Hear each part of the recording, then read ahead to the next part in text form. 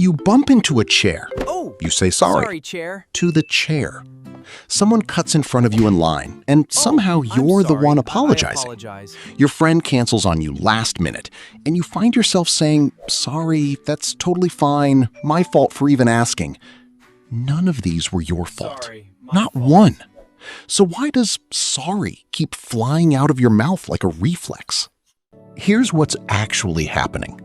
For you, sorry isn't really an apology anymore. It's a peace offering. A tiny Sorry. signal you send out to make So sure the sorry. people around you Are we stay okay? calm, stay happy, wanna make sure stay everyone is not happy. upset with you.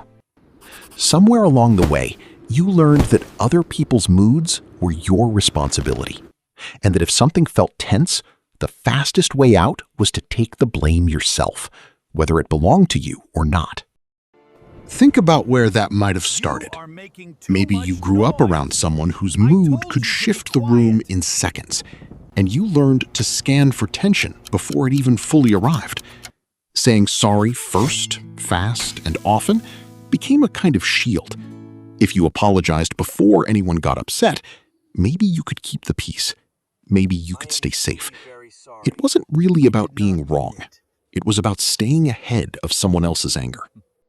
That habit made sense once, back when staying ahead of someone else's mood might have actually kept you safer. A quick apology could smooth things over before they escalated, before a raised voice turned into something worse. Your body learned that lesson well. The problem is, it never turned off, even now that most rooms you walk into aren't actually dangerous at all. Now you apologize for having an opinion, for taking up space in a conversation, for needing something, for simply existing in a way that might, possibly, maybe, inconvenience someone else for half a second. Here's the cost nobody mentions. Every unnecessary sorry quietly tells your brain the same story over and over, that you did something wrong, that you are in some small way a problem to be managed. Say it enough times a day for enough years, and it stops feeling like a habit. It starts feeling like the truth.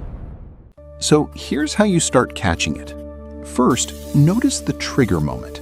Right before sorry comes out, there's usually a tiny flicker of tension.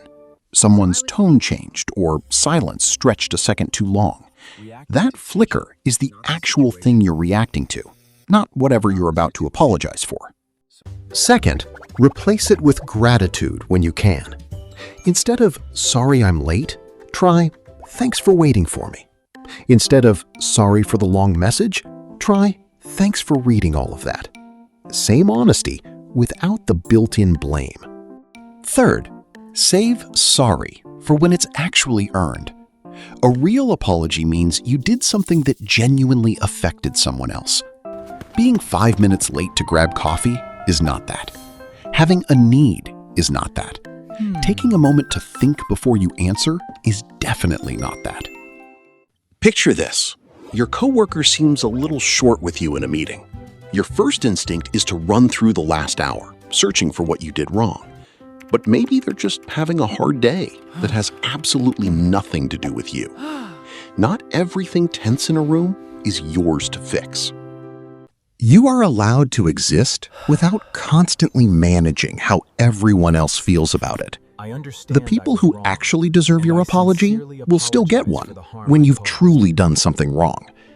Everyone else just gets you, unapologetic, and finally taking up the space you were always allowed to take.